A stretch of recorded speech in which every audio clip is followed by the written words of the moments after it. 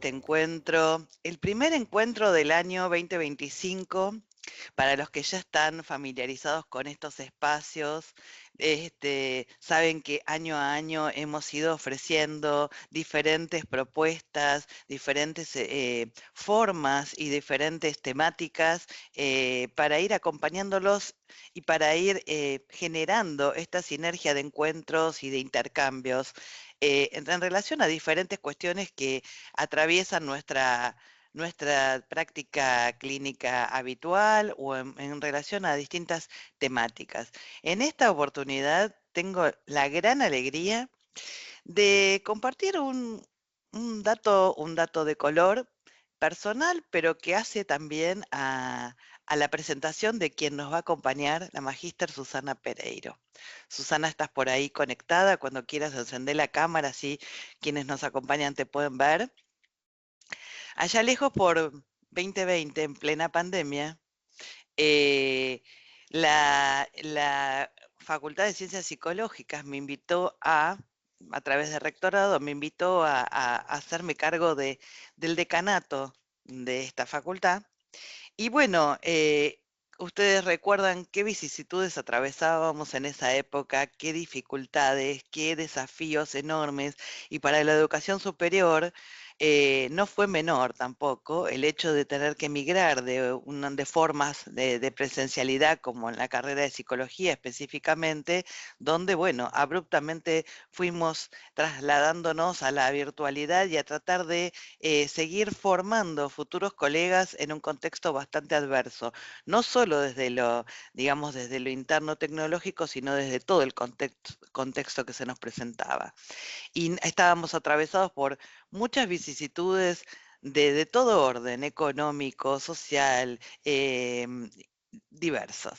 En ese contexto, cuando me invitaron a hacerme cargo de este rol, tuve la afortunada posibilidad de ponerme en contacto con Susana Pereiro, que aquí nos acompaña. Fue una de las primeras, pero si no, no sé si no era la primera o la segunda colega del cuerpo docente con quien me puse en contacto y que amabilísimamente, y me quedo corta, por eso no hay más que amabilísimo, muy amablemente, sin conocerme, eh, se puso a disposición y me brindó una bienvenida afable y expresando, digamos, con honestidad la disposición a colaborar, aún en medio de las dificultades que cada uno también personalmente atravesaba. Entonces, cabe en este contexto mencionar esto porque hace también a que ustedes puedan, de alguna manera, traspasar la pantalla, como dicen en la televisión, pero sí saber quién es la persona de carne y hueso que está transmitiendo algunos saberes y tratando de producir en relación a esta temática que hoy nos convoca. Eh, es una persona cabal y una profesional de vasta trayectoria que es licenciada en psicología, especialista y magíster en psicoanálisis, o sea que más allá de la formación de grado y de posgrado, tiene un vasto recorrido en la clínica y en la formación de nuevos profesionales. Así que para mí realmente hoy es un placer porque es un sábado muy lindo en la ciudad, para quienes están fuera de la ciudad, les digo, es un sábado muy lindo, que para otros quizás sería un momento ideal para hacer una caminata, para compartir en familia. Bueno, nosotros hemos destinado este tiempo muy gustosamente y para disfrutar del espacio de intercambio y de transmisión de lo que se está generando dentro de la usina que es la Universidad Kennedy, en este caso la Facultad de Ciencias Psicológicas, y nada más y nada menos que portado en la voz de mi colega Susana Pereiro. Así que para mí es una nota personal, pero que creo que agrega a este encuentro, porque además la temática que nos convoca tiene que ver con mujeres y equidad, y que muchas veces se confunde en la difusión masiva y coloquial con igualdad, pero bueno, Susana va a poder, la Magíster Pereiro va a desarrollar estas cuestiones con mucha profundidad. Y, y bueno, hablando de mujeres, entonces, o sea, aquí dos mujeres que hace ya casi 5 años se encontraron y hoy se acompañan en esta tarea que nos da tanto placer, y por tanto nos da gusto también compartir con ustedes. Bienvenida, Susana. Voy a decir una nota a pie de página. La magíster María Alejandra Porras, por una razón, digamos, estrictamente personal, que no cabe, no tiene mucho sentido mencionar en este momento, no va a poder acompañarnos, pero como les decía, como representante de lo que se ha venido trabajando, realmente Susana con holgura va a desarrollar este espacio de encuentro con ustedes. Gracias, Susana, te doy la palabra y bienvenida, bienvenidos a todos nuevamente. Bueno, buenos días y muchas gracias, y verdaderamente saludo a todos, especialmente a mi decana, porque realmente siempre es un apoyo, y a la universidad que agradecer realmente que nos dé esta oportunidad de investigación que no ocurre en todos digamos, los lugares académicos, las instituciones. Bueno, la Universidad Kennedy subsidia nuestras investigaciones. La verdad que es un espacio del que estoy muy agradecida. Vamos a empezar por la dinámica. Ustedes, como les indicaron en el video que vieron hace un momento, van a mantener los micrófonos cerrados, en tanto para no entrar ruidos ambientales, y bueno, y tienen que tener a mano la posibilidad de anotar todas las dudas que surjan, ¿verdad? Porque, como dijo Laura, nosotros pretendemos un espacio de intercambio. Yo les voy a transmitir los resultados de una investigación, y todas las dudas, comentarios, van a tener un espacio. Espero que podamos tener un espacio de intercambio importante, porque, bueno, es así de importante para nosotros también, como investigadores y como docentes de la casa, escuchar y poder, bueno, por ayudar, digamos, en las dudas, pero también cargarnos con la información que esas preguntas, académicas o no, nos convoquen en este encuentro, ¿verdad? Empiezo por ponerlos en situación de dónde procede el material que yo les tengo hoy para transmitirles, ¿verdad? Susana, te interrumpo un segundito agregando a lo que vos decías antes de que comiences con el desarrollo. Para todos los que van llegando, repetimos, por favor, mantengan las cámaras apagadas y los micrófonos cerrados. Y como les decía Susana, tomen nota en sus cuadernos de las preguntas, porque vamos a dar un espacio después para compartirlas, ya sea por el chat o con micrófono abierto. Pero digamos, tengan en cuenta que si ustedes vuelcan sus preguntas a medida que la licenciada Pereiro va desarrollando el tema, las vuelcan en el chat, de pronto puede quedar muy atrás y puede quedar perdida en medio de otras cuestiones. Entonces, seamos, digamos, ordenados en esto para que después justamente el intercambio sea fructífero en el momento apropiado y en el momento que no se nos pierda ninguna de estas posibilidades. Gracias, Susana, perdón. Bueno, no, al contrario, se escucha bien, ¿verdad? Vos podés. Bien, Perfecto, bueno, perfecto. Se escucha y se te ve bueno, perfecto. bueno, fantástico. Voy a tratar de compartir un power que nos acompaña. Bueno, les voy a poner al tanto entonces, como les dije hace un momento, de dónde venimos, cómo iniciamos el camino de esta interrogación que les presento hoy, de la que les presento hoy los resultados.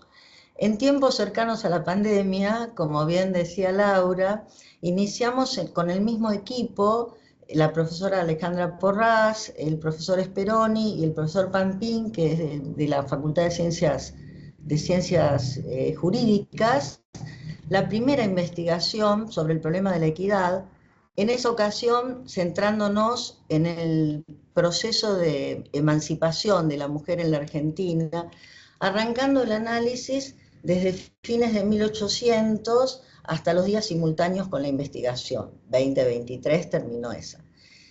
Esta investigación nos ubicó en los importantes cambios ocurridos respecto a las ideas de lo femenino, desde lo psicológico, lo social y lo ético-jurídico, transformaciones relevantes tanto a nivel global como a nivel regional. Haciendo un brevísimo resumen, les cuento que desde esa investigación la línea de tiempo abarcada nos permitió interrogar el discurso psicoanalítico sobre la feminidad desde el inicio mismo de la disciplina, señalando el pasaje de las elaboraciones freudianas sobre la mujer, basadas en la diferencia sexual anatómica que sostuvo como destino el ideal de la mujer madre, sacrificial, a las fórmulas de la sexuación de Lacan, que ubican el par binario femenino-masculino en posiciones subjetivas ligadas a lógicas significantes. Desde la perspectiva ético-jurídica se situó el trascendente recorrido de las mujeres desde su lugar o nuestro lugar como otro desigual, por decirlo en términos de Simone de Beauvoir, hasta la constitución de las mujeres como sujetos de derecho, que en la nación argentina obtiene una progresión de importancia hacia las sanciones conducentes a la promoción de declinaciones de las formas de opresión basadas en la diferencia sexual respecto a mujeres y diversidades, especialmente, como todos sabemos, apreciables en el nivel ético como jurídico en el presente siglo. Por supuesto que estos cambios tan alentadores solo muestran una parte de la realidad y además implican transformaciones iniciales en los elementos simbólicos que se encuentran en las bases de la organización patriarcal de las sociedades. Por tanto, conviven con abundancia de violencias contra las mujeres y diversidades sexuales.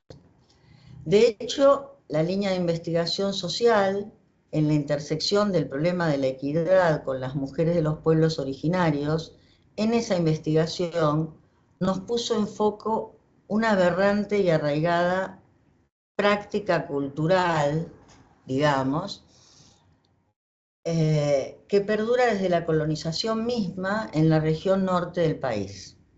Se trató del chineo, la violación en manada a muchachas indígenas por parte de criollos, situación que subsiste invisibilizada para la población general y también para la académica, tal como quedó demostrado en el análisis de Big Data que realizó el profesor Speroni a cargo de esa perspectiva investigativa en esa anterior,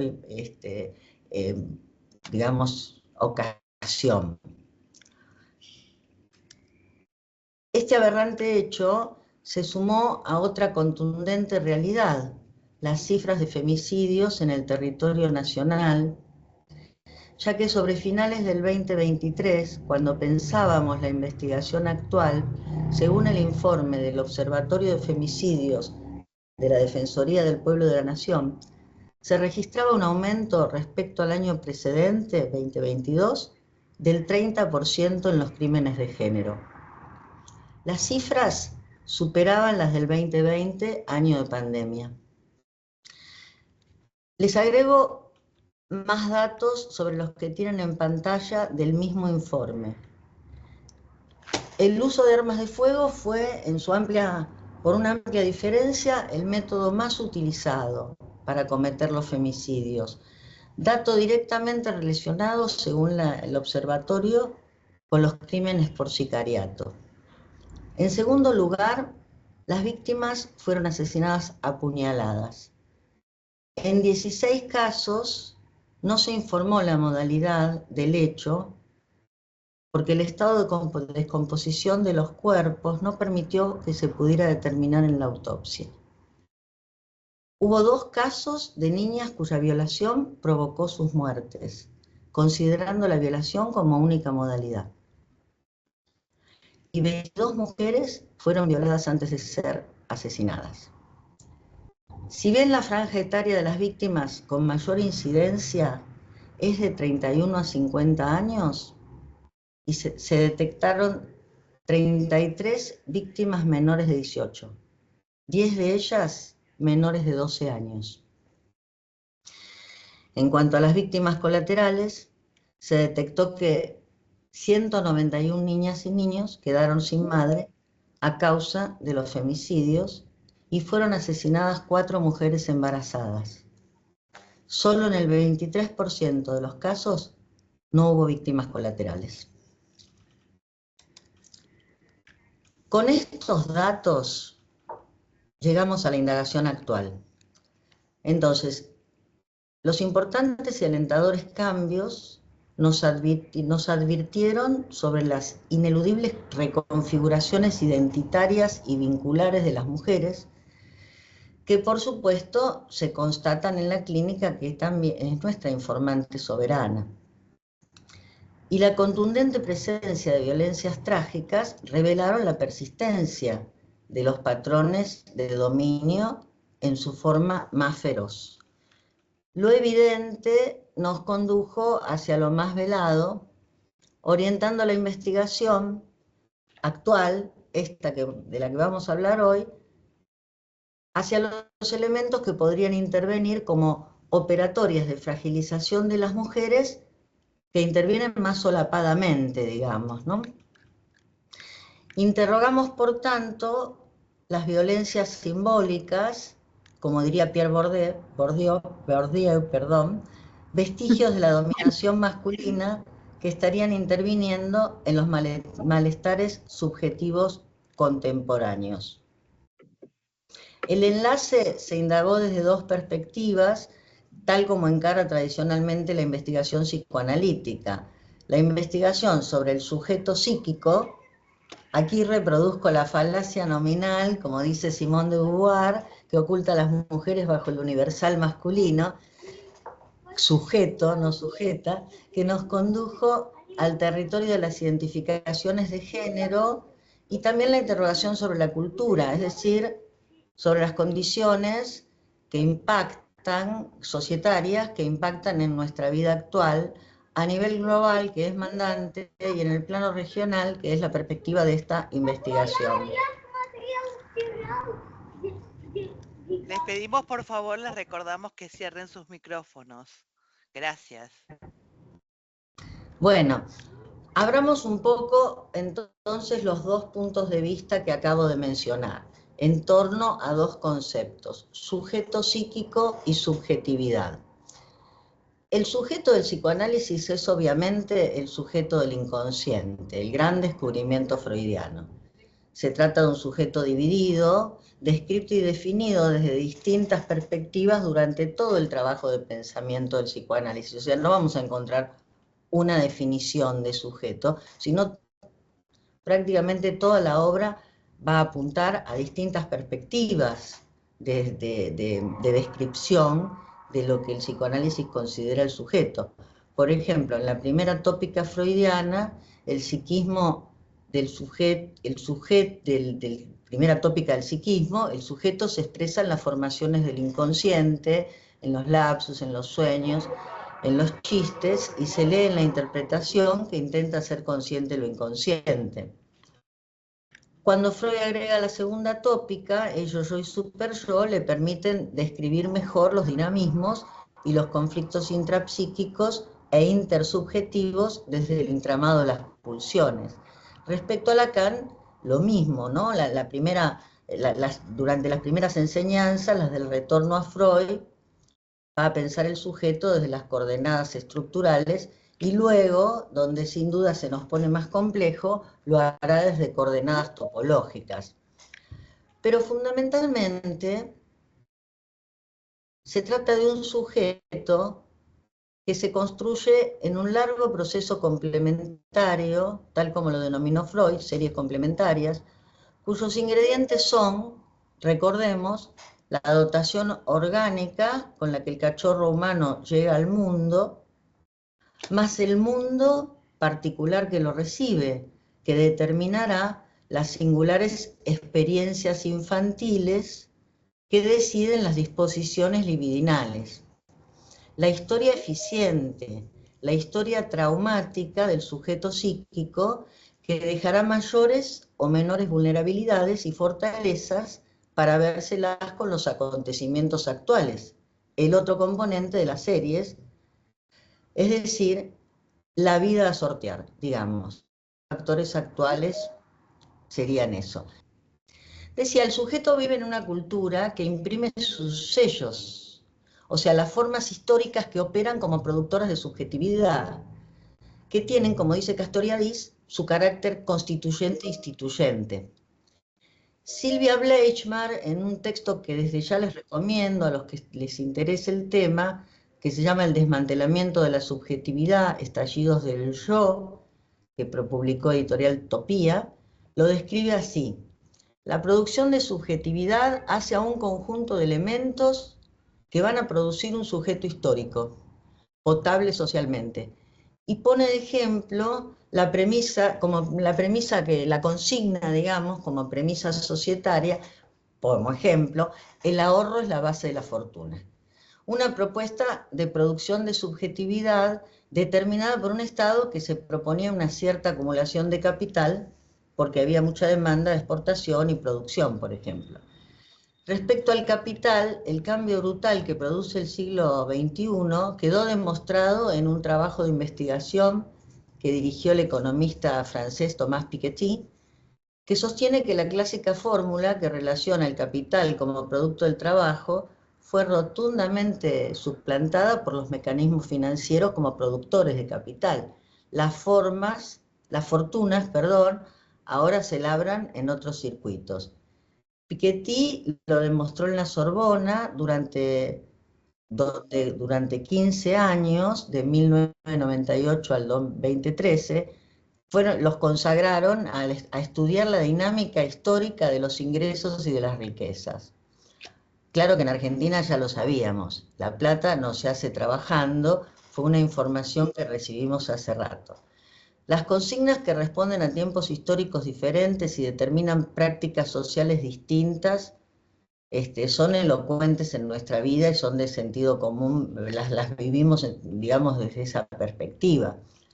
Siguiendo con el ahorro y la fortuna, por ejemplo, para entender que esto de las subjetividades como formas históricas, o con la impresión de las formas históricas. Mis abuelos, que trabajaron entre 1930 y 1970 aproximadamente, en que se jubilaron, cuando fallecieron dejaron detrás de un mueble de su cocina un montón de billetes, varios fajos, todos vencidos porque eran pesos ley, que viraron australes poco antes de que ellos fallecieran o se nos revelaran sus ahorros.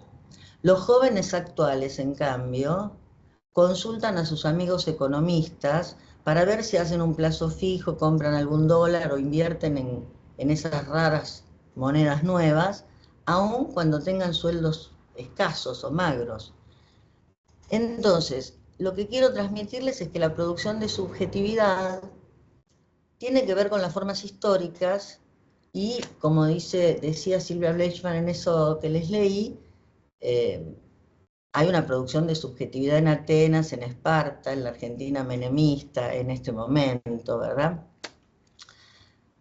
Les quise mencionar, aquí lo pueden ver en pantalla, un concepto de un autor argentino, Enrique Carpintero, contemporáneo, que es el de corpus subjetividad, porque me parece que permite ayornar y pensar la alta complejidad, pensar la alta complejidad de la constitución psíquica y, por otro lado, ayornar o integrar la definición de las series complementarias de las que hablábamos hace un momento, freudianas y clásicas.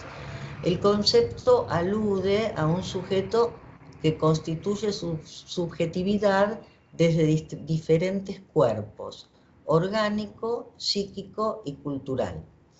Entre el aparato psíquico y el aparato orgánico, dice Carpintero, hay una relación de contigüidad. En cambio, entre estos y el aparato cultural va a existir una relación de inclusión.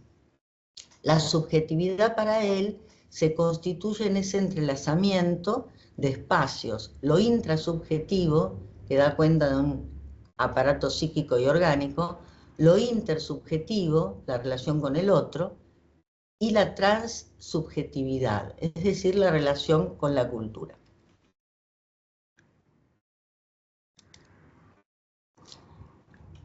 Vamos, en primer lugar, a recorrer algo del orden de lo intrasubjetivo. Marcela Lagarde, una antropóloga mexicana de mucha trayectoria y muy nombrada en las investigaciones del género, digamos, sostiene que las identificaciones de género constituyen la primera gran clasificación, otorgando impresiones precoces de uno de los aspectos subjetivos. Para ella, las referencias genéricas le aparecen al sujeto como hitos primarios, sobre los que se organizarían otros elementos identitarios. La autora puntualiza sobre la pregunta ¿quién soy? Como organizadora de la subjetividad. La identidad, dice, remite al ser y su semejanza, su diferencia, su posesión y su carencia. Y señala que las respuestas se organizarían en la experiencia vital, el vivir personal que aporta sus ingredientes singulares, pero también generales en el forjamiento de la identidad. Señala que las mujeres comparten como género la misma condición histórica, pero se diferencian en sus coyunturas particulares, en sus modos de vida, sus concepciones del mundo, así como en los grados y niveles de opresión. Por eso es importante que tengamos en cuenta el concepto de interseccionalidad. El enfoque interseccional constituye uno de los referentes epistemológicos de mayor impacto en las ciencias sociales en la actualidad. Aunque sus ideas primigenias, digamos, se remontan al siglo XIX, es durante las últimas décadas que pasa a un primer plano. El término se le adjudica a Kimberlé Crenshaw, quien destacó los entrelazamientos entre género, raza y clase y su impacto en las situaciones de desventaja social. En lo adelante, y en especial desde inicios de este siglo, ha constituido una potente herramienta analítica para el análisis de las desigualdades y discriminaciones múltiples y un fundamento importante de los movimientos sociales junto con los estudios decoloniales. El enfoque de la interseccionalidad viene siendo utilizado por los investigadores latinoamericanos, destacando justamente el análisis de las desigualdades marcadas simultáneamente por clase, género, raza y etnia, que desembocan en diferentes niveles de opresión. Es necesario entonces señalar las diferencias y producir nuestras investigaciones desde esa pluralidad en la realidad misma de las mujeres.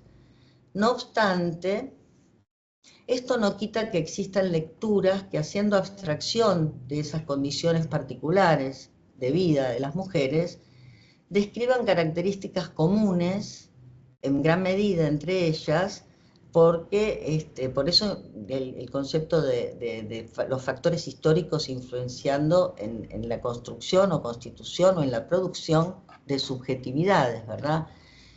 Entre esas características comunes o de esas características comunes, les voy a comentar un par que fueron las que aparecieron con mayor insistencia en nuestra investigación. Vamos con ello a entrar en una conceptualización que ya tiene mucho tiempo en elaboración y en investigación, que es la de la violencia racional. Es una investigación, en esta investigación interrogamos esos textos que tienen mucho tiempo, porque Jessica Benjamin comenzó en los años 80 esta perspectiva de interrogación sobre la subjetividad de las mujeres. Benjamin fue una de las psicoanalistas que se ubica entre las que abordaron este tipo de análisis desde los lazos de amor, localizando una modalidad de violencia naturalizada societariamente que se forja en una estructura de dominación. La autora denomina violencia racional a la asociación entre erotismo femenino y sometimiento que ella encuentra presente en múltiples ocasiones en la sociedad contemporánea. Va a decir que la fantasía de la dominación erótica impregna toda la imaginación sexual en nuestra cultura.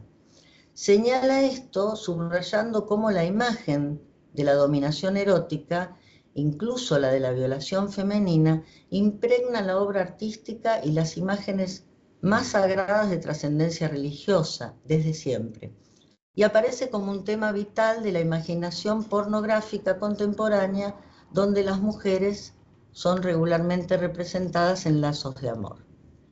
Dice Benjamin, limito mi estudio a la forma controlada y ritualizada de violencia que se expresa en la vida de la fantasía sexual y en algunas prácticas sexuales cuidadosamente institucionalizadas. Hay un gran número de otras formas de violencia contra las mujeres, las hemos relatado hace un momento, que no participan de este carácter racional, en las que las mujeres simplemente son asaltadas y no pueden defenderse con éxito. Por lo tanto, va a resaltar que esta fantasía, que mezcla amor, control y sumisión, también fluye del amor normal entre adultos. Y es porque se erige en ese lugar tan destacado del intercambio sexual, que la autora va a investigar los procesos de producción de subjetividad, esperando mostrar la ligadura que encuentra entre esos posicionamientos en las fantasías y prácticas sexuales y las experiencias desde la primera infancia de los sujetos psíquicos, que se encontrarían cargadas de un anhelo de reconocimiento por parte del semejante en los orígenes de las relaciones primarias. Precisamente lo ubica en los procesos de individuación y separación. La asociación entonces entre amor y dominación que trabaja Jessica Benjamin es señalada por Meller como el eje de la crítica feminista respecto a lo que fue caracterizado como la mistificación del amor y considerado como la argucia suprema del patriarcado para establecer la dominación masculina sobre las mujeres. La preponderancia de las fantasías eróticas y las prácticas vinculares que adoptan esta forma de violencia racional, al llevar asociados amor y dominación, conducen a Benjamin a describir como estructura elemental simbólica de las tramas subjetivas en cuestión la producción de la dicotomía radical entre sujeto y objeto. Dirá ella, esta es la dicotomía que en la ciencia y en otras creaciones racionales niega el reconocimiento mutuo de los sujetos. La segunda de las conceptualizaciones que les queremos presentar lleva por nombre el ser para los otros. Arraiga, como dice la diapositiva, al servicio de una ética del cuidado del otro. Se trata de una construcción subjetiva que algunos autores llaman rasgo de carácter y tiene que ver con la tendencia, como les dije, al cuidado del otro, una práctica del amor facilitada en las mujeres. Esa es, según mi criterio, y entiendo que el de ustedes también, la parte luminosa. Pero la parte oscura de la luna es que suele ir de la mano de la postergación de las prácticas ligadas al para sí. Esta perspectiva de postergación revela una inequidad que es fuente de malestares epocales en las relaciones amorosas de las mujeres. Lo escuchamos en la clínica, en lo intersubjetivo, es decir, en las tensiones que se juegan con el partener amoroso, y en lo intrasubjetivo, en las tensiones que las mujeres llevan consigo mismas, relativas a la privación de las prácticas del éxtasis, del para sí o del deseo, lo que configura en lo contemporáneo malestares importantes en la vida de las mujeres. Es decir, choca la vida actual con, con esas huellas vivas de las viejas distribuciones libidinales. Recordemos de dónde venimos. En las relaciones con de las mujeres con los varones, por ejemplo, los destinos heredados son clarísimos en la vieja y conocida frase de Hobbes: ella para él y él para el Estado.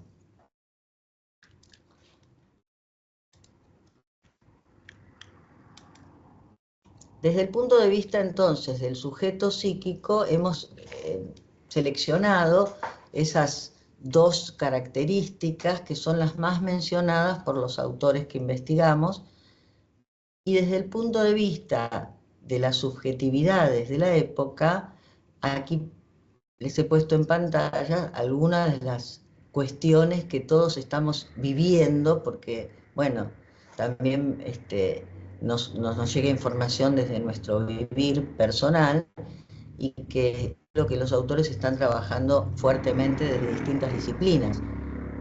Las características de la época y cómo operarían en relación a malestares o estados de fragilización subjetiva que, por encarnar una lectura global, contiene a las mujeres, en tanto también pertenecen a lo humano, como dijo Freud en algún texto. Desde distintas perspectivas, como les decía, disciplinares, la época se relata como un tiempo de individualismo, de rendimientos, de cálculos para no perder nada, para no ceder nada. En los trabajos que recorrimos se puede leer. Veamos si esto les resuena. El individuo se ve empujado a rendir y a lo inmediato. Hoy el sujeto está solo ocupado de sí mismo, de producir más, y para ello cuidar su salud y fundamentalmente amarse a sí mismo. Y recibe un tsunami informativo que incluye las múltiples formas para lograrlo, que lo deja polarizado, fragmentado y con muy poco acceso al conocimiento y al proceso del saber, que requiere de tiempo. Hoy se rechaza el conflicto con el otro o con uno mismo. Se habitan sociedades hiperactivas que maldicen el aburrimiento, donde el otro aparece en muchas ocasiones como objeto de entretenimiento o de distracción. Perdón porque se vuelve a salir el de la pantalla, el power, pero no entiendo por qué, porque Susana, yo... tranquila, estamos viendo la diapositiva 9. Ah, ok, porque yo tengo me veo a mí misma y pensé que no... Ok, ahí está, sigue estando. Bueno, entonces decía, hoy se rechaza, dicen los textos, hoy se rechaza el conflicto con el otro y con uno mismo. Se habitan sociedades hiperactivas que maldicen el aburrimiento, donde el otro aparece en muchas ocasiones como objeto de entretenimiento o distracción, sociedades hipervigiladas que no permiten que cerremos los ojos para amar, empujes a la positividad y aislamiento propiciado por la tecnocracia que se habita. Bien, la época parece haber cortado una parte del mandamiento que Freud analiza en el malestar en la cultura: ama a tu prójimo como a ti mismo, para transformarlo en un posteo de Instagram que se convierte en verdad que manda, pero también en el que se puede sospechar el individualismo como indicador central a la hora de tejer lazos. Veamos desde el psicoanálisis dos lecturas, ahí lo tienen en pantalla, que nos permiten echar luz sobre los mecanismos que estarían operando en la producción de estas modalidades epocales. Para Lacan, el discurso capitalista que domina en el horizonte de la subjetividad contemporánea se define por la prevalencia del mecanismo del rechazo. El rechazo es a la castración, que deberíamos nombrar, que también podríamos nombrar en otros registros como frustración o privación de la realidad, que lo que se rechaza, por tanto, es la falta, ¿verdad? Al sujeto psíquico que se constituye en falta, motor del crecimiento psíquico y constitutivo del deseo, esta inscripción también le otorga la posibilidad del amor, porque el amor es en falta. Desterremos, por tanto, la idea de la media naranja o del amor, porque el amor es a partes, no es totalizante, y jugar en su territorio implica eso, bancar o tener inscripta la falta. En el capitalismo, dice Lacan, el rechazo a la falta se sostiene en la promesa de tapón de falta con los objetos de consumo.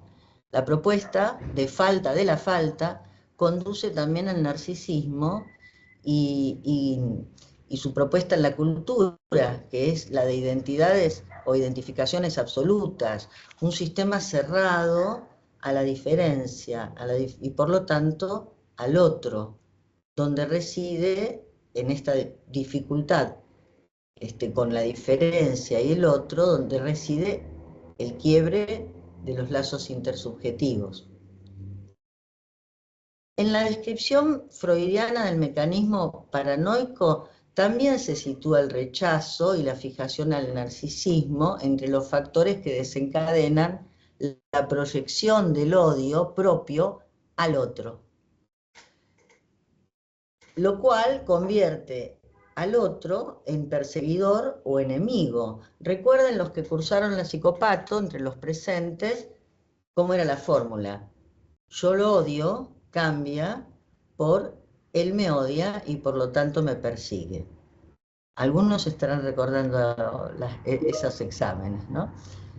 Ambas lecturas, como ustedes pueden ver, conducen al repudio de la alteridad, por prevalencia de pegoteo imaginario que se sostiene en lo igual y expulsa lo distinto.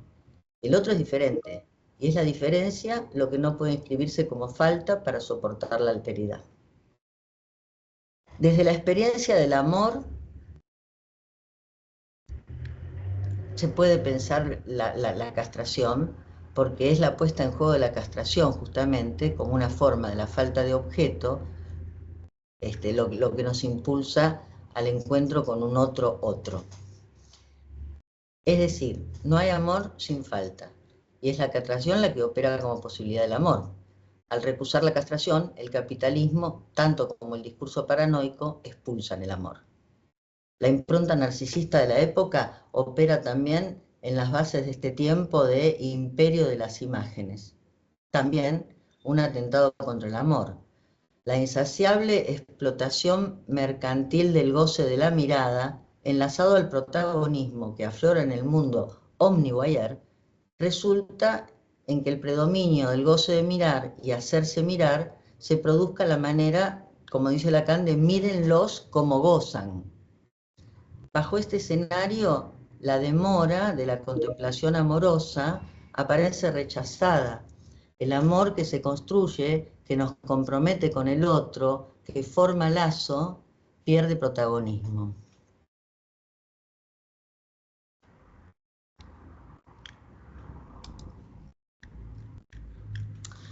En los malestares subjetivos de las mujeres que se encustian en la clínica, se conservan sin duda huellas del predominio masculino. La dicotomía radical entre sujeto y objeto que revela la violencia racional y la privación de las prácticas de éxtasis o del parasí, ambas del campo de las relaciones sexoafectivas de las mujeres, junto con la propuesta societaria epocal, tanto en lo global, que es mandante, como en lo regional, que operan promoviendo el rechazo a la alteridad y por tanto el lazo social, nos sirven de advertencia a la necesaria propuesta teórica y ética de colocar el amor y sus condiciones hacia la equidad en el foco de la observación y reflexión de nuestras prácticas. Con esto yo quisiera cerrar mi intervención para abrirla al diálogo. Así que bueno, les agradezco su escucha y quisiera escuchar yo sus voces para poder intercambiar sobre esta temática. Susana, para ordenarnos, si te parece, dejas de compartir pantalla y a medida que ustedes tienen allá arriba en el dispositivo, seguramente tienen una manito que dice participar.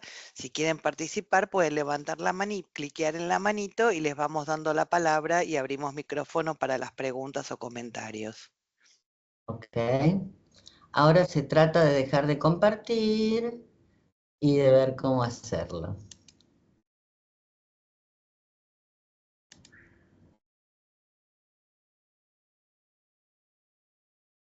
Bueno, Volvé a situarte donde dice compartir y dejar de compartir, cliqueas ahí y ya apareces vos en primer plano.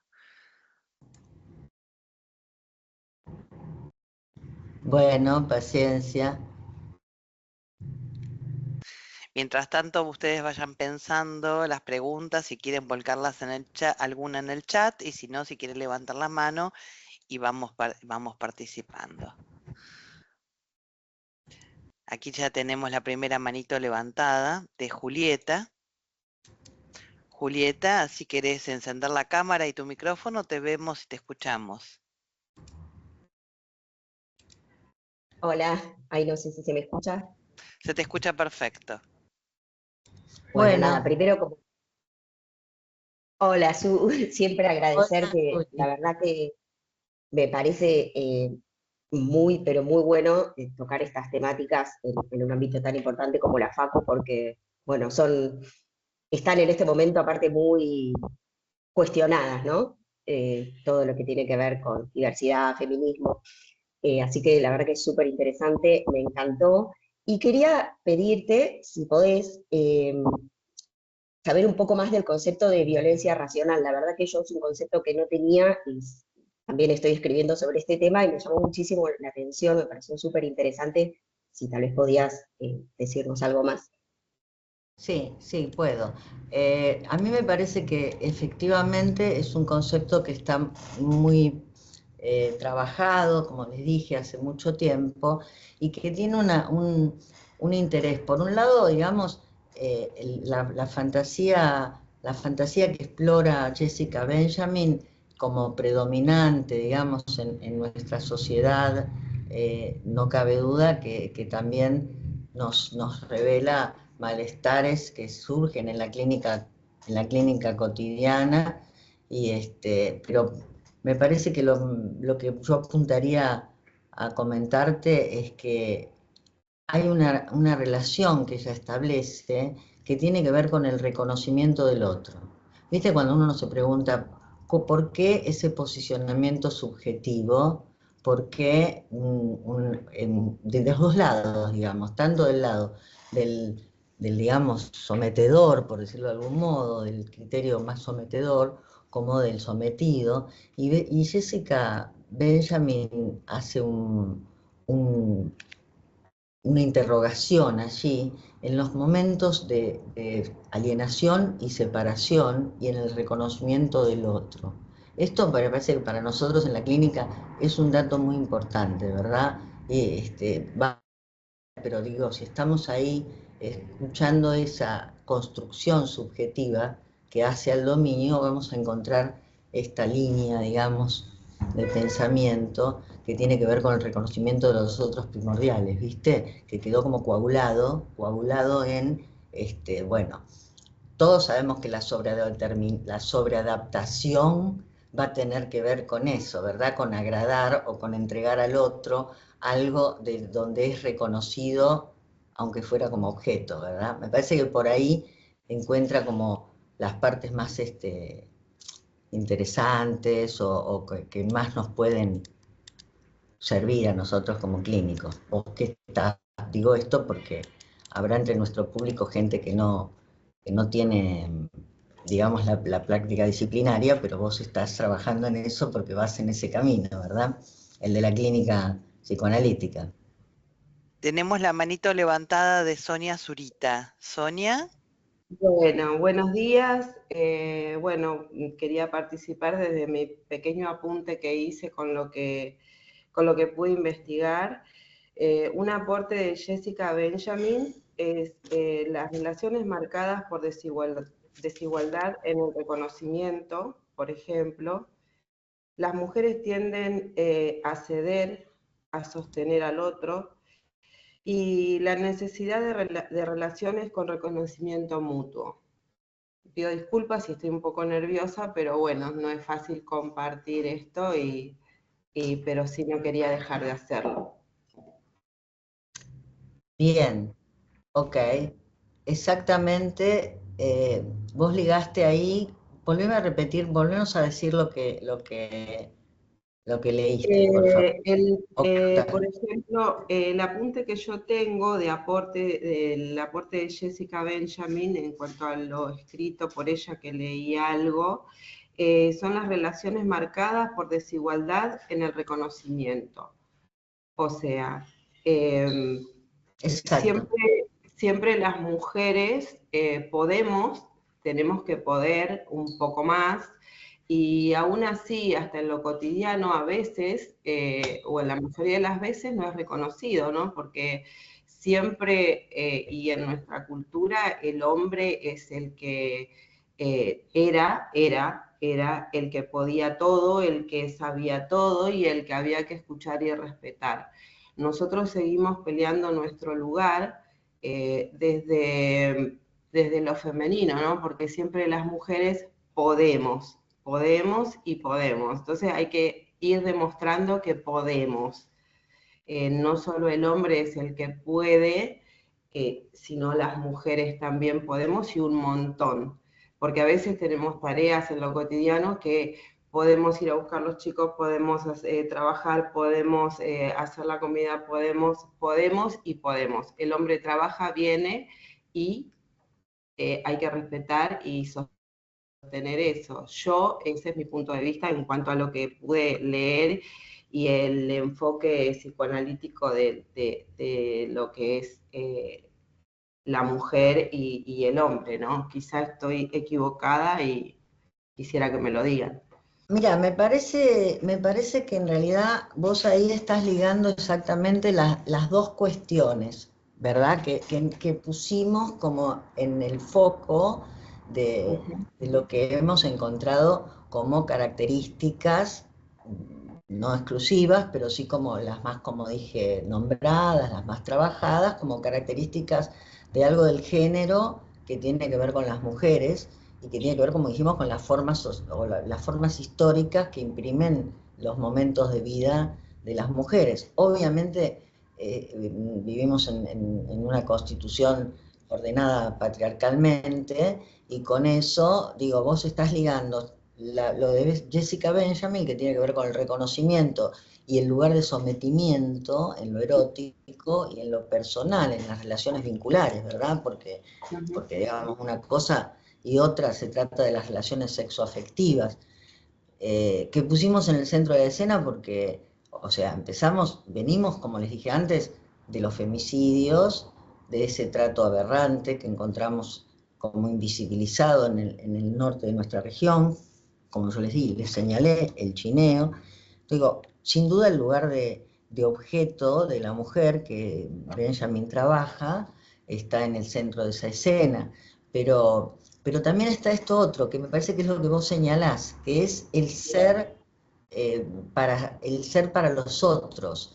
Este es un concepto que estamos, digamos, si nos vamos a Pierre Bourdieu, vamos a pensar el concepto de habitus, que es esa como línea de juntura, con ese concepto trabaja esa línea de juntura entre lo social y las identificaciones, digamos, qué es ser hombre, qué es ser mujer, está escrito en nuestra cultura y va variando o empieza a variar de acuerdo, digamos, con muy atrasado respecto a las luchas feministas que empiezan a fines de 1800, ¿verdad? A nivel mundial y a nivel nacional también.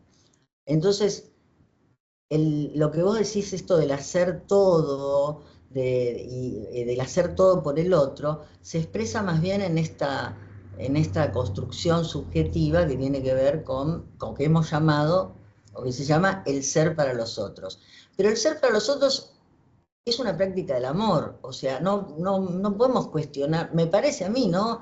que no podemos cuestionar algo que tiene que ver con el cuidado del otro, con una ética, y que efectivamente está en nuestras manos. En muchas ocasiones esto se revela en nuestras clínicas, en nuestra vida personal, en la vida de nuestros compañeros de vida, digamos. De modo que sí, la mujer está siempre dispuesta a hacer más, pero también es como más allá, es como una disposición que está marcada por identificaciones y por cuestiones muy profundas. Yo creo que de esa composición del ser para los otros, llamada así, lo que tenemos que pensar es que lo que hace obstáculo es la privación de las prácticas del para sí. O sea, no creo que haya que sancionar, digamos, que esté mal una práctica del amor, la del cuidado, pero sí que eso conduzca, y ocurre frecuentemente. O sea, por eso yo les señalé que aparece desde un punto de vista de las dificultades intersubjetivas, o sea, con el partener amoroso, ¿no? Las demandas que recibe de cuidado la mujer, pero también en lo intrapsíquico, porque la queja, el malestar, el agotamiento o la bronca, ¿no?, que genera ese corrimiento, esa privación, bueno, ahí sí encontramos malestares muy importantes, ¿no? Pero también digo en lo intrasubjetivo porque es la mujer la que se priva, ¿no? No que es privada de afuera, somos nosotros las que nos privamos de las prácticas de éxtasis o de las prácticas del parasí. Por supuesto que viene de la historia, pero bueno, hay que estar advertidas de que una cosa puede no quitar la otra. Paulatinamente se irá transformando. Sí, es verdad, esto viene de la historia, que la mujer siempre tiene que por ahí restringirse a cosas como no así el hombre, ¿no? Y quizás no desde el amor, sino desde la práctica cotidiana, el llegar a quizás no decir o no hacer algo y bueno, está bien, vamos postergando. No quiere decir que en eso le falte o no tenga amor. Es mi forma de pensar y bueno, estamos en el debate, ¿no? No, claro, lo que pasa es que también, por eso la propuesta final que traté de hacerles en este intercambio, es que me parece que verdaderamente lo que nosotros tenemos que pensar, hay muchos atentados al lazo, ¿no? Cosas genéricas o al amor, digamos, en el sentido del amor en equidad. Cosas genéricas, como situamos, y una época que realmente nos aleja, digamos, o nos pone, o muestra los quiebres que propone el modo de vida que tenemos respecto al lazo con el otro, porque el lazo social también, digamos, implica los rasgos amorosos o las relaciones amorosas. Me parece que por eso es que yo le señalé la importancia de investigar el amor, en el sentido de qué tenemos que decir los psicoanalistas de qué es el amor, ¿no? Que es el enamoramiento, es la totalización, el amor es altruista, ¿no? Uno puede entender cuando investiga desde la perspectiva psicoanalítica, esto que yo les trataba de transmitir. El amor es admitir al otro en su diferencia. Por supuesto que todos nos enamoramos en la identidad. O sea, el día que escuchamos, podemos encontrar a alguien que escuchamos la misma música, tenemos el mismo proyecto, nos gustan las mismas cosas, nos enamoramos. Pero después aparecen las diferencias. Y es ahí donde se juega la valentía de proponer el amor o de entrar en las relaciones amorosas. ¿Por qué digo valentía? Porque es entrar en una relación que te va a exponer todo el tiempo a la falta, a lo que le falta al otro y a lo que te falta a vos, ¿verdad? A ese reconocimiento de las diferencias con el otro, que es lo que nos arma los líos, ¿verdad? Y a veces el estar enamorado quizás no deja ver algunas otras cosas, ¿no? El narcisismo es una de de las cosas en las cuales quizá uno no se da cuenta. Es que, Sonia, interrogar al amor es pensar eso, es pensar, interrogar es pensar justamente eso que vos decís, digo, el narcisismo no sería una forma, porque el narcisismo es en identidad absoluta, no sería una forma de reconocer los trazos identitarios que hacen a la diferencia, ¿verdad? El tema es soportar la diferencia. Por eso Sí, digo, el amor es la mejor experiencia que asume la castración, porque no sí, soy todo con el otro. No, el otro no es todo, ni yo soy todo para el otro. sí, Simplemente es aparte, ¿verdad? Bueno, Susana, muchísimas gracias. gracias. Gracias, Sonia. Le vamos a dar la palabra a Viviana Vera, que tiene la manito levantada. Viviana, ¿te Adelante, Vivi. vemos ahí, Viviana? Ahí estoy tratando de conectar todo. Buenos días, en primer lugar. Buenos días. Y a mí me pasaba que mientras iba escuchando todo, me iban resonando algunas cosas, y lo primero que me pasó fue escuchar la parte del estudio en cuanto a las estadísticas de los femicidios y lo demás, que me impactó un montón. Y en primer lugar me llamaba la atención que siempre en los estudios marcan el causal de las muertes o cómo... Y no se hacía un apartado, porque hay muchos casos que tienen que ver con un odio en cuanto a la elección sexual. Entonces, es como muy notorio que en realidad muchas veces están encubiertos, a veces la muerte a través de la violación y lo demás, más que nada por ese odio. El de saber que la elección sexual de la mujer es otro, que no es el heterosexual, y que le hacemos daño justamente por su elección sexual.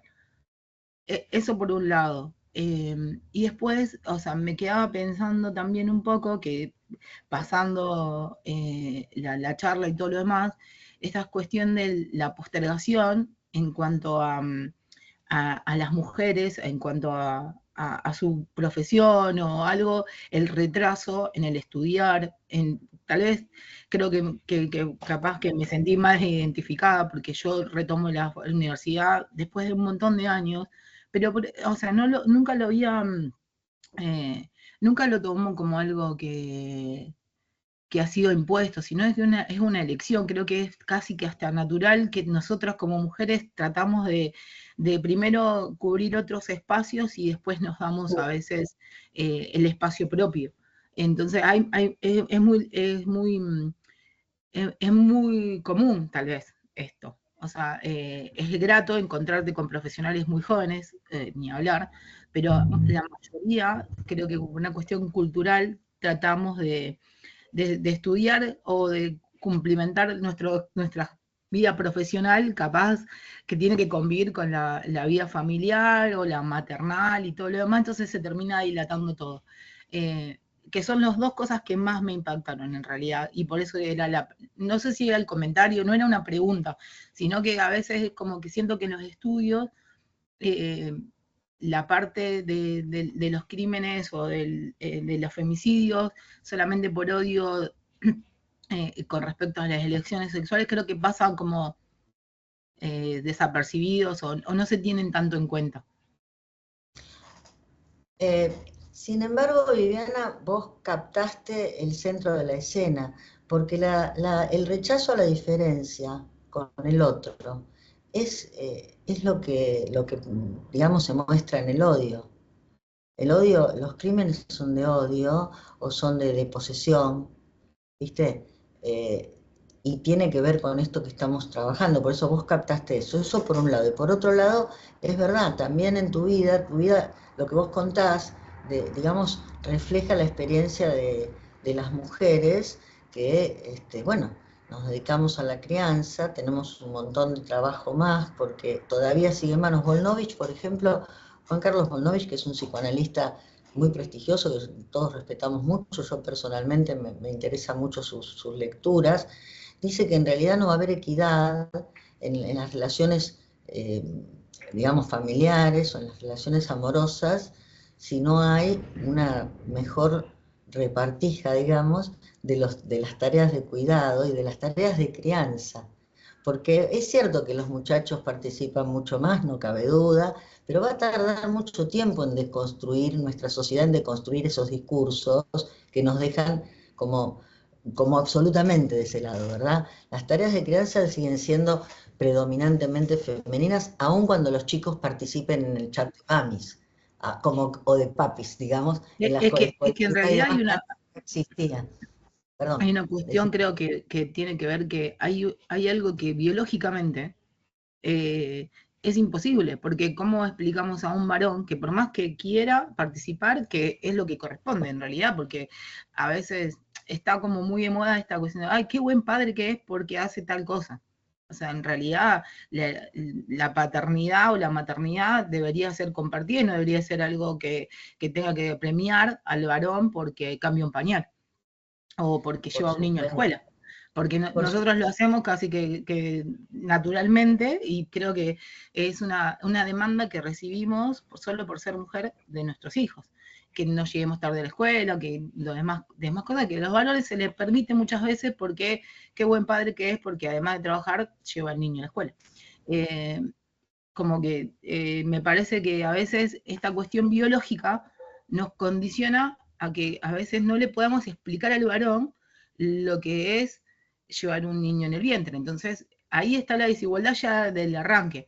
Después podemos, o sea, querer compartir un montón de cosas, pero hay cosas que biológicamente es imposible para mí. O sea, tal vez es difícil de explicarlo. Por eso me parece ahí que de alguna manera es importante, Viviana, esta diferencia entre igualdad y equidad. Vos lo trajiste porque, digamos, la igualdad quizás no sea algo a lograr y no sea algo deseable siquiera, sino la equidad, porque somos diferentes. Intentar una igualdad es abolir justamente las diferencias y es no tolerar la diferencia. Es exactamente eso. Mientras que abordar la equidad implica otra cuestión que es, tolerando la diferencia, buscar los mismos derechos y responsabilidades, ¿no?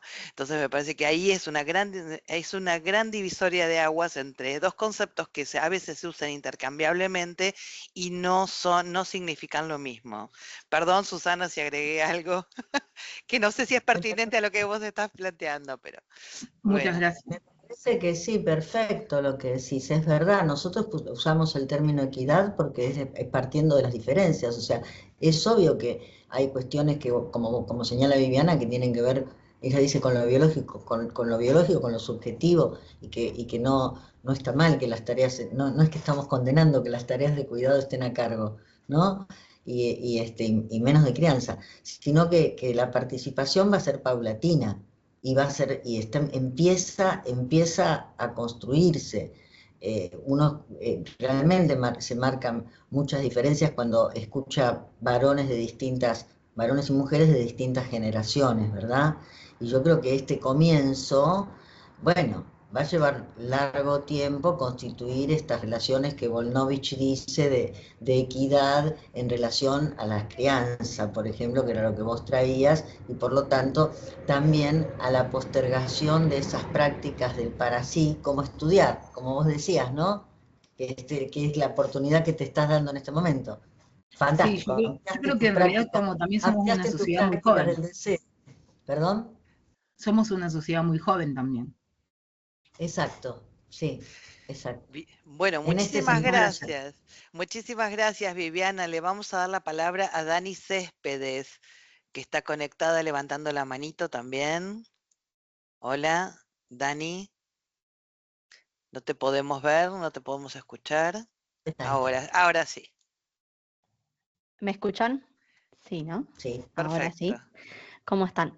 Bueno, vengo a traer una consulta porque estoy realizando mi TFI, pero es de mujeres en el ambiente laboral y cómo tienen quizás mayor gasto psíquico, pero más relacionado con psicología laboral que psicoanalítica. Pero traigo acá una consulta con respecto a la interseccionalidad que quiero entenderlo bien, si es que lo estoy entendiendo bien yo, a ver si usted me corrige.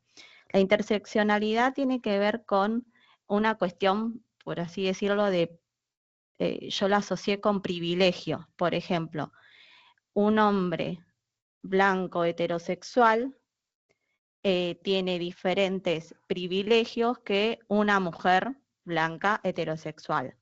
Pero si sumamos a un hombre homosexual, ahí ya no tendría el mismo privilegio que quizás la mujer heterosexual. No sé si me estoy explicando bien. Sí, Dani, te estás explicando bien, porque en realidad la interseccionalidad viene a darnos una herramienta de pensamiento que tiene más afín a la realidad misma, digamos, porque, digamos, nosotros venimos de un pensamiento, fíjate el plural, ¿no? Porque nosotros venimos de pensar antiguamente la mujer, por eso el pasaje entre los textos freudianos que hablaban de la mujer como la Sí. esencia de lo femenino, que metía a todas las mujeres en el mismo paquete. Cuando uno pasa al plural, piensa las mujeres, y por eso yo dije, vamos a pensar algunas características que las autoras o los autores mencionan como predominantes y que son generales de lo genérico. Viste que no hicimos un recorrido muy extenso, pensamos dos características, porque Sí. para pensar verdaderamente la situación de las mujeres, usar la interseccionalidad es ubicar esas diferencias. Las mujeres compartimos como género algunas cuestiones y tenemos muchísimas diferencias también. Entre Entonces, mujeres. la interseccionalidad, digamos, marca esas diferencias. Especialmente en tu trabajo, Dani, vos lo tenés que aplicar porque efectivamente no es lo mismo una mujer urbana respecto al trabajo, ¿verdad? Es tu trabajo.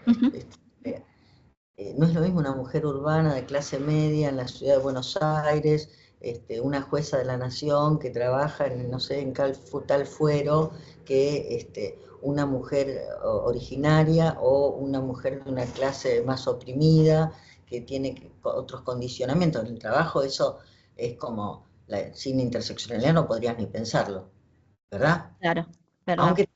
Aunque también hay cosas generales respecto a las mujeres como el techo de cristal, las paredes de cristal, que también De lo trabajan en pegajoso. este sentido, ¿no? Los límites que Sí. ocurren, pero bueno, esencialmente hay que marcar las diferencias, ¿verdad? Sí, no puedo hablar ¿no? de techo de cristal en una zona en el norte del país, en un pueblito, que es como, Habría que ver, pero hay que habría que investigar verlo. ahí esa intersección, ¿verdad? Si no, estamos generalizando y no deja de ser otra forma de invisibilizar nuestras problemáticas. Ok. Además agrego, ¿no? Vos decís, quizás, Dani, no podría hablar de techo de cristal. Bueno, en una forma extensiva habría que ver cuál es el techo de cristal en ese contexto. En ese Claro. contexto. Porque el techo de cristal puede estar en cualquier contexto. La cuestión es caracterizar el contexto para descubrir cuál es el techo de cristal que esa mujer en singular está tratando de sortear. Ujú. Que no será el mismo techo de cristal que para ¿Qué otra? otra. Ujú. Ok, perfecto. Había Dani, una manito, sí, perdón, sí. Perdón, Lau, te quiero agregar algo. La parte que vamos a estar entregando, el tercer avance de esta investigación, va a trabajar el tema del trabajo, así que por ahí Ay, más buenísimo. adelante podamos alcanzar algunas cuestiones más. Bueno, muchas gracias. Muy lindo todo, gracias. Había otra manito, pero ya no la veo levantada, y acá hay un comentario de Marisa Rodríguez que dice, muy interesante la conferencia para revalorizar nuestro rol como mujer y de todas las responsabilidades que asume día a día. Soy de Tartagal, Salta, y se observa una cultura machista y es todo un desafío formar una familia, y más al norte, en zona del Chaco, salteño, es preocupante lo que decía la profe Susana, el popular chineo. Habitan allí mujeres muy vulnerables de las las comunidades aborígenes. Bueno, muchas gracias, Marisa. Aquí veo otra manito, a ver, de Ana María. Ana María, si podés encender la cámara y el micrófono. Ahí estoy. ¿Me ven? Te vemos, perfecto. Bueno, buenos días. Realmente levanté la mano para agradecer. Soy estudiante de trabajo social, nada que ver con la psicopé. Tenemos muchas materias con módulos de ustedes y realmente a mí me abre otro panorama. Como futura trabajadora social, la vulnerabilidad de la mujer es un motivo de intervención que realmente es preocupante, y más en la situación, en el contexto social que se está viviendo en este momento. Más allá del sexo, el género se construye. Entonces, este percibirse mujer en este momento también cataloga como algo muy, pero muy vulnerable. Cuando yo soy de Rosario, teóricamente es una ciudad muy urbanizada, muy nos parecemos a capital y todo eso, y es mentira, es una sociedad completamente machista.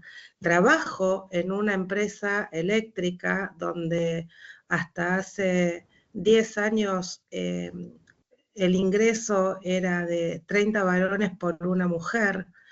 Hoy por hoy, por cosas que ha hecho el sindicato, el ingreso de mujeres en tareas manuales, como cavar pozos para tirar un tendido eléctrico, está permitido.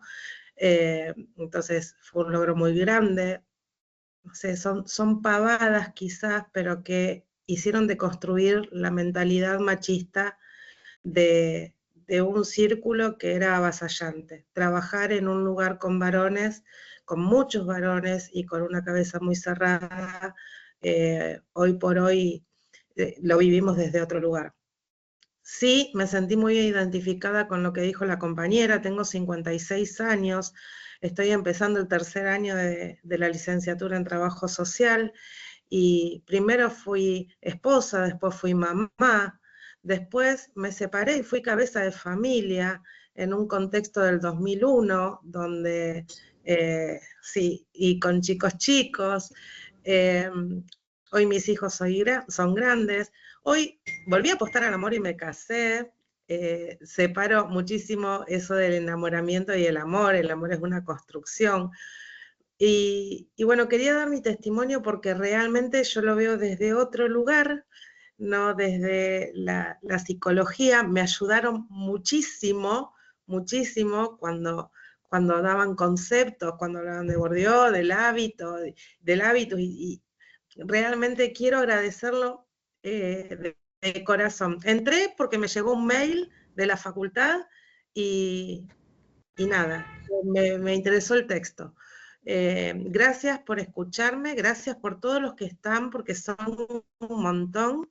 Gracias a la Magister, que realmente fue muy clara, y a la decana de la carrera también, por dejarnos que nos colemos a los que no estamos en esta licenciatura. Muchas gracias, de corazón.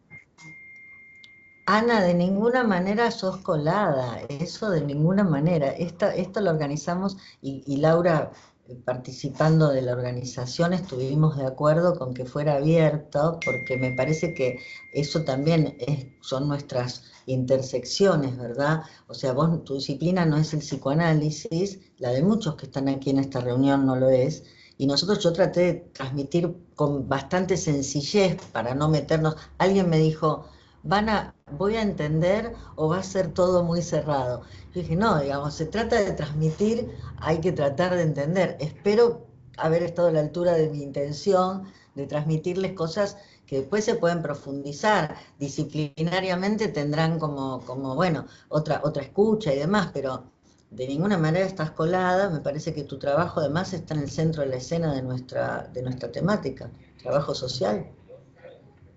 Así que al contrario, te agradezco la participación y tu testimonio. Bueno, muchas gracias, Ana. Ahí tenemos otra manito levantada de Adriana. Adriana, si podés encender la cámara y el micrófono.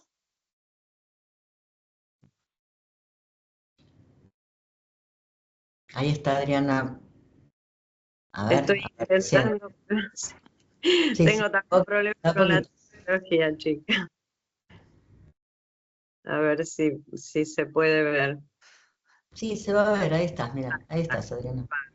Bueno, primero que todo agradecerles porque realmente es muy enriquecedor estos dos conceptos que desarrollaste, que no los tenía.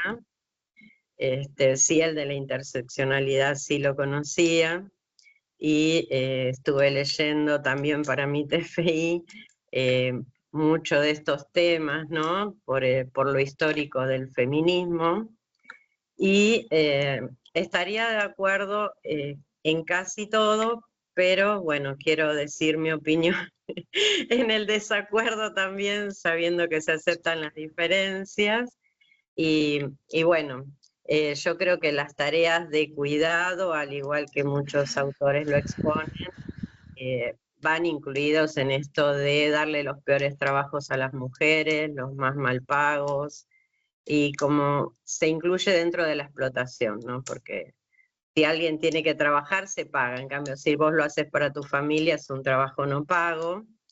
Y también está el concepto que seguramente vos lo conocés, Susana, de la feminización de la pobreza, ¿no? Que abarca esto que hablaban del techo de cristal, de las distintas regiones y todo esto, ¿no? No, eso era lo que quería exponer, como también de, respecto a lo que dijo una de las compañeras, quizás empezar a correrse un poquito de la mirada biologicista. No importa que seamos nosotras las que llevamos adelante un embarazo, ¿no? Creo que sí es importante compartir las tareas de cuidado y las tareas domésticas, y que se vaya cambiando la mentalidad, ¿no? Es algo cultural y que va a llevar mucho tiempo. Eso sí. Sí, exactamente, va a llevar mucho tiempo, es paso a paso, pero bueno, vamos sin dejar de caminar, digamos. Te quiero decir algo, te recomiendo, no sé si la conoces, una tesis de Anne Jonadottir, Jonas Dottir, con doble T. Anne Jonadottir, es una politóloga islandesa que trabaja exactamente lo que vos decís, Adriana, porque ella trabaja desde un análisis particular, digamos, específico, el poder del amor. Y el poder del amor, como la capacidad creativa, no solo, digamos, en lo que tenga que ver con la reproducción, digamos, que está a cargo de las mujeres, reproducción de personas, sino el poder creativo o lo creativo del poder del amor de las mujeres. Y exactamente asumen la misma posición de lo que vos dijiste. Ella dice que el patriarcado es eso, que el patriarcado qué bueno. El patriarcado se sostiene en la explotación del amor de las mujeres. El patriarcado en las sociedades igualitarias, ¿no? Se sostiene para Jonadottir en la explotación del amor de las mujeres, que es su aspecto más positivo y creativo y también explotable. Muchísimas gracias por el aporte, la voy a investigar. Ya me lo anoto. Muchas gracias, Ana. Gracias, Adriana. Tenemos la manito levantada de Elvira. Elvira, si podés activar la cámara y el micrófono.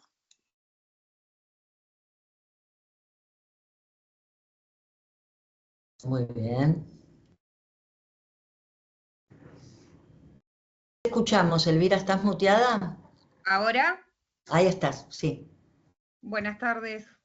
Bueno, buenos días, ya son pasadas las 12:30. Bueno, yo estuve escuchando obviamente todo y no tengo exactamente el léxico todavía estoy cursando la primera carrera universitaria de abogacía. Es todo un desafío para mí después de muchos de muchas cosas, vivencias mías, ¿no? En lo particular. Creo ser no víctima, sino pasé por muchas, ¿cómo lo puedo explicar? Pasé por muchos temas, no sé si llamarlo explotación, violencia de género y demás, pero yo creo que la mujer, yo como mujer me sentí capaz de salir de todo eso, ¿no? Y no sé si considerarme que soy vulnerable. En mi trabajo también pasé muchas situaciones feas que pude salir aportando y demostrando que yo podía también hacer el trabajo del hombre.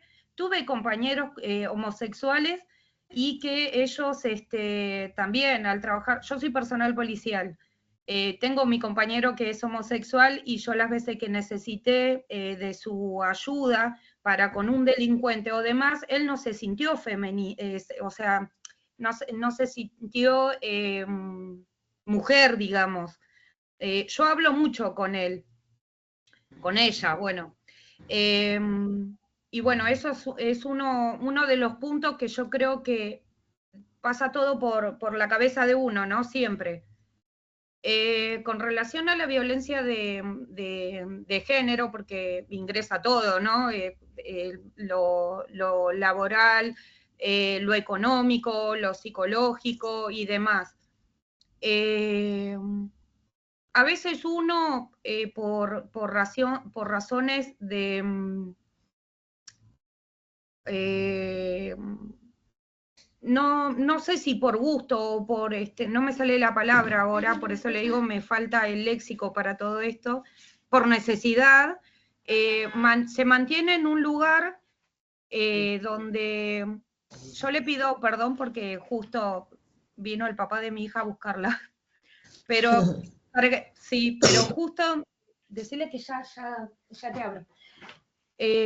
A lo que voy, a todo esto, porque la verdad tengo muchísimo para aportar, pero no me va a dar el tiempo, es que si la mujer se propone hacerlo por más de que está abajo de todo, lo puede hacer y lo puede lograr igual. Soy mamá soltera de 3 hijas y mujeres, y si yo lo puedo hacer, creo que toda mujer que tenga la fuerza de voluntad lo puede hacer. Eso es lo que quiero aportar, resumiendo en todo, porque la verdad que es muy lindo todo lo que se está viendo.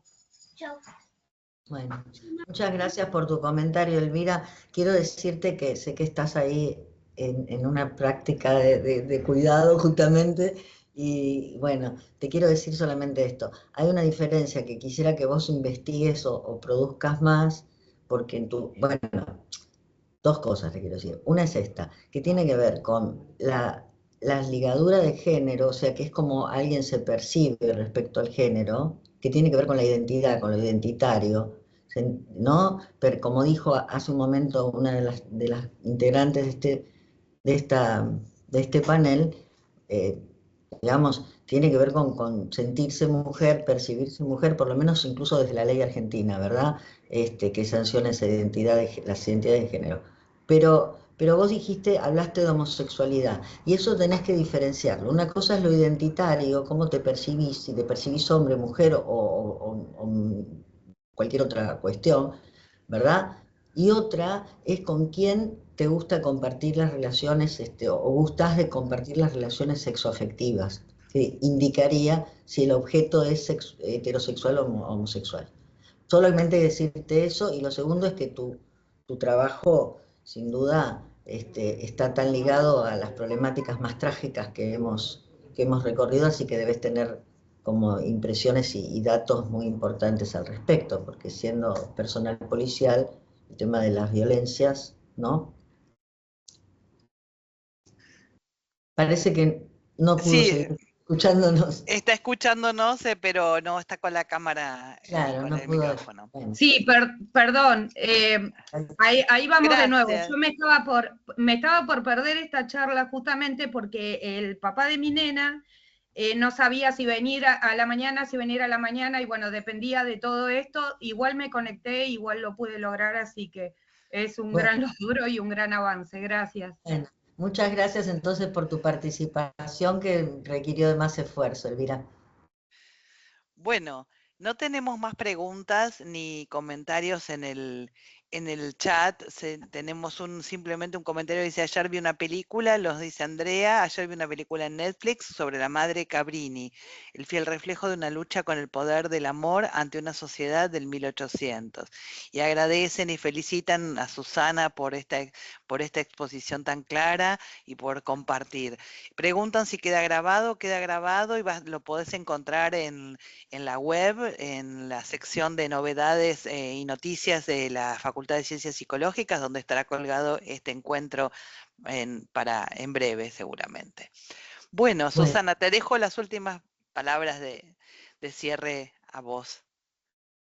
Bien, bueno, la verdad que más que todo agradecer, me quedo con una impresión muy grata del interés que provoca la temática, porque realmente me parece que tiene que estar en el centro de nuestras investigaciones, por lo que les dije de inicio, porque hay solapadas, digamos, vigencias de estas como patrones de fragilización y de vulnerabilidad de las mujeres. Tenemos que estar atrás de ellos. Me parece que eso es como una posición ética de nuestra personal y de la universidad, sin duda lo es. Así que yo nada, simplemente agradecerles la escucha, agradecer a Laura siempre tu participación tan estimulante, y bueno, y a todos ustedes que quedamos en conversación para la próxima entrega, que tendrá que ver por ahí quizá con los aspectos que quedaron por fuera, podamos encontrarnos y seguir intercambiando y escuchándonos, conociéndonos, y lo que yo pueda contribuir en la formación es también mi responsabilidad para con todos ustedes. Así que muchas gracias. Bueno, muchísimas gracias, Susana. Hay muchísimos agradecimientos en el chat y también les ofrecemos allí la posibilidad de responder una encuesta muy breve, que es simplemente para poder nosotros tener feedback de ustedes escrito y poder seguir mejorando estos encuentros y estas posibilidades que genera la Facultad de Ciencias Psicológicas. Así que les agradeceremos si entran ahí en el link y responden brevemente, porque nos hace crecer y nos ayuda a seguir mejorando, que esa es la idea de estos espacios y estas propuestas, que nos dejen pensando, no que nos cierren todas las cosas, sino todo lo contrario. Supongo, Susana, que tu intención no es dejarnos con todo cerrado, sino inquietarnos y dinamizarnos para seguir pensando y seguir poniéndonos en movimiento y esto es parte también de la tarea de lo que significa una universidad, que tiene uno de los pilares en la docencia, por supuesto, pero otro en la investigación, y también como tercer pilar, la transferencia de lo que se genera para la sociedad en su conjunto, para contribuir en este objetivo social, esta misión social que tiene la universidad. Así que gracias a todos. Susana, un beso. Gracias a todos por compartir y nos estamos viendo en próximo encuentro. Exacto, nos estaremos viendo. Un beso muy grande para todos. Saludos.